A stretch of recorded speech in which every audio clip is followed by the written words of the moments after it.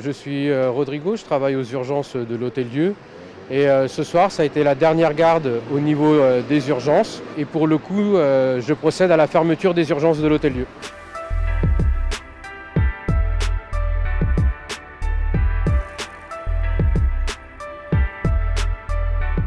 Et ça a été très violent pour nous. Lundi matin, en fait, à midi, on a appris par la direction que les services des urgences de l'Hôtel-Dieu allaient fermer le mercredi et que nous étions la dernière équipe de nuit à travailler et qu'à 7h du matin, le service des urgences était fermé. C'est rebelote pour nous.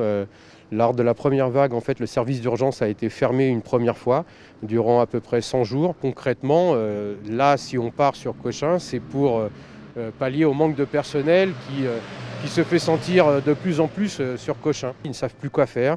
Les arrêts maladie tombent tous les jours.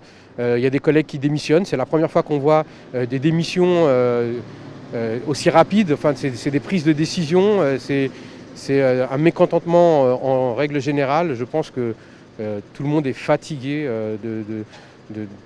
du mal-être en fait, de l'hôpital. Non seulement on est redéployé dans un service, mais on nous a clairement fait comprendre qu'on n'allait pas dépendre que de ce service.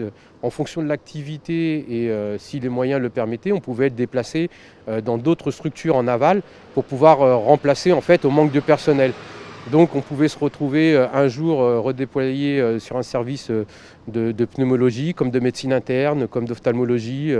Voilà, donc on se dit mais concrètement demain je vais aller travailler, où est-ce que je vais être? Il manque tellement de personnel que par exemple des fois dans des services on est avec des intérimaires, avec des personnes qui font des heures supplémentaires qui ne sont pas forcément de ce service et pour le coup on est deux personnes, deux soignants qui nous retrouvons dans un service où ce n'est pas notre spécialité et on ne connaît pas le service en fait. On aurait pu tout à fait mettre en place une stratégie pour pouvoir orienter les patients au service d'urgence, où on aurait pu aussi ouvrir des lits tout simplement pour pouvoir prendre en charge les patients, parce que ce qui fait défaut aujourd'hui c'est des lits en réanimation, mais aussi des lits d'hospitalisation pour les patients. Il y a le problème du Covid, mais il y a aussi les autres patients qui ne sont pas Covid à être pris en charge.